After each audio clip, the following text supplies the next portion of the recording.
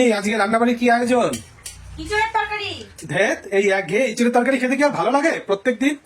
একঘেয়ে নয়, আজকে একটু অন্যরকম ভাবে রান্না করবো, খেয়েই দেখো কেমন লাগে। চলো রান্না শুরু করি।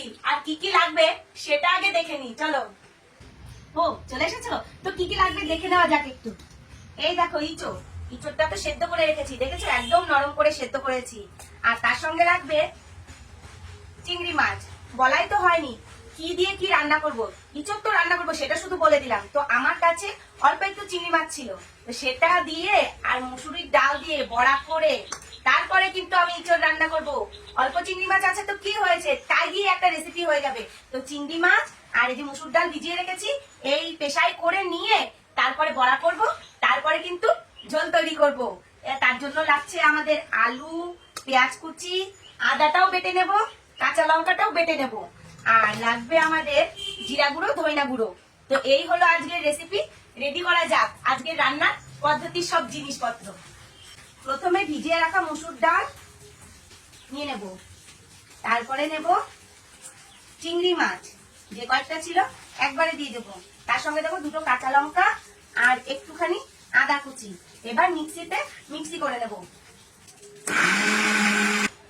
এই দেখো মিক্সিতে মিক্সড হয়ে গেছে, এবার বাটিতে ঢেলে নিই।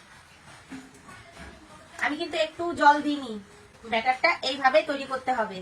তো এই দেখো, বেশি ঘনও না বেশি পাতলাও না। তো ব্যাটারটা রেডি, এবার যেতে হবে গ্যাসের উনুনের ধারে। চলো, এই দেখো যে পেস্টটা তৈরি করেছি ওর মধ্যে নুন আর হলুদ দিয়ে দিয়েছি, স্বাদ মতো নুন আর পরিমাণ মতো হলুদ দিয়ে ভালো করে পেস্টটাকে মেখে নিতে হবে। আর এইদিকে দেখো আমি কড়াই বসিয়ে দিয়েছি, তেলও প্রায় অলরেডি গরম হয়ে গেছে। তো এবার আস্তে আস্তে বড়াগুলো ভেজে নিই। ছোট করে বড়া করবো, যেহেতু কাঁঠালের তরকারিতে দেবো, ডালের বড়ি মতন শুধু ছেড়ে দেবো। একদিকে হয়ে গেছে আমাদের বড়া, দেখো লাল লাল হয়ে গেছে। একটু উল্টে পাল্টে দেবো, ভালো করে লাল লাল করে ভেজে নেবো। বেশি টাইম লাগে না, একটু লাল লাল করে ভাজলে, নইলে ঝোলে দিলে পরে কিন্তু ছেড়ে যাবে। আমাদের বড়া ভাজা প্রায় হয়ে গেছে।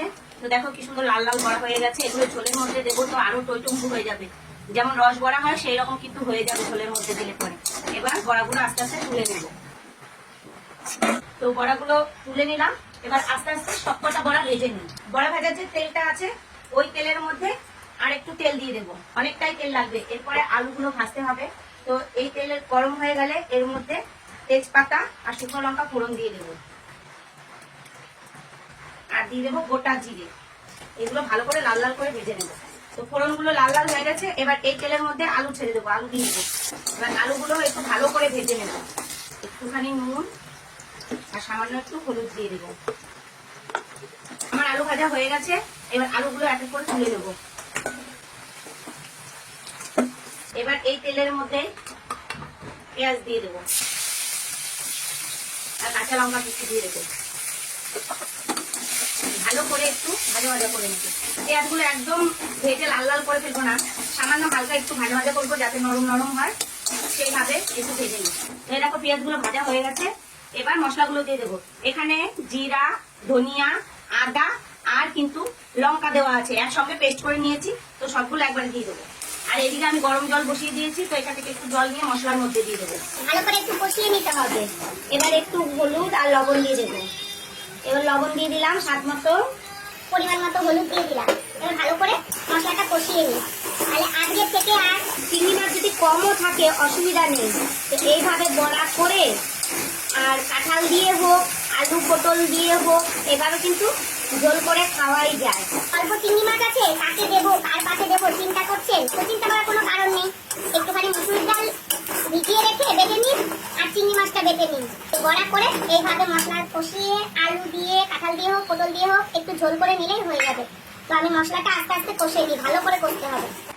আমার মশলা কষানো হয়ে গেছে, এবার আলু আর সেদ্ধ করা কাঁঠালটা দিয়ে আর একটু ভালো করে কষে নেবো। তো এই দেখো ভেজে রাখা আলু আর এই সেদ্ধ করা কাঁঠাল দিয়ে দেবো, এবার ভালো করে কষিয়ে নেবো। তো কাঁঠাল আমি একটু রেখে দিলাম আরেকদিন খাবো বলে। তো এই তো গাছের শেষ কাঁঠাল, আর তো আর ইঁচড় খাওয়া যাবে না, ইঁচড়ের তরকারি সব কাঁঠাল বড় হয়ে যাচ্ছে, ওই কারণে একটু রেখে দিলাম। আর একটু অন্যভাবে একদিন রান্না করে খাবো। কালারটা কেমন হয়েছে? দারুণ কালার হয়েছে।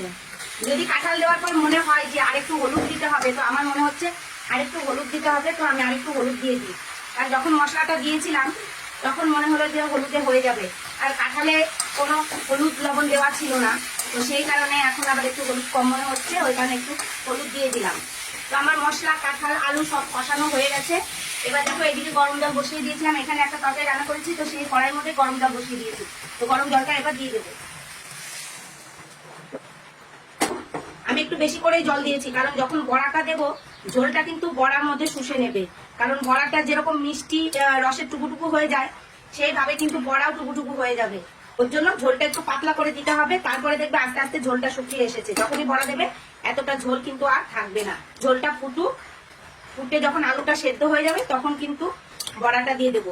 তো এখন ঝোলটা হতে থাক। দেখো ঝোল ফুটে গেছে, আলু প্রায় সেদ্ধ হয়ে গেছে, এই দেখো আলুগুলো নরম হয়ে গেছে। এবার দিয়ে দেবো বড়া, যে বড়াগুলো ভেজে তুলে রেখেছিলাম সেই বড়াগুলো এক এক করে দিয়ে দেবো। সব বড়াগুলো দিয়ে দিলাম। এবার বড়াটাও একটু ঝোলের মধ্যে ফুটবে, নইলে বড়ার ভেতরে ঝোল যাবে কি করে। এবার দিয়ে আরেকটুখানি ফুটিয়ে নেবো, তাহলে বড়াগুলোর মধ্যে ঝোল গিয়ে বেশ রসগোল্লার মতন হয়ে যাবে। এই দেখো বড়াগুলো কেমন বড় বড় সাইজের হয়ে গেছে, দেখেছো? পুরো রসটা কিন্তু এই বড়াগুলো টেনে নিয়েছে, আর ঝোল দেখো কত টেনে গেছে। এটা যত ঠান্ডা হবে তত ঝোল টেনে যাবে। তো আমার রান্না প্রায় শেষের দিকে, এবার গরম মশলা দিয়ে দেবো।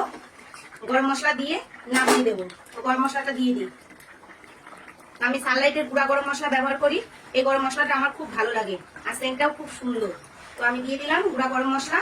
এবার নেড়ে চেড়ে নামিয়ে নেব। গ্যাস বন্ধ, আমার রান্না কমপ্লিট। এবার আলাদা পাত্রে ঢেলে নেব। এই হলো চিংড়ি মাছের বড়া দিয়ে ইঁচড়ের তরকারি। তোমরা বাড়িতে করে খেও, কেমন লাগে আমাকে একটু কমেন্ট করে জানাবে।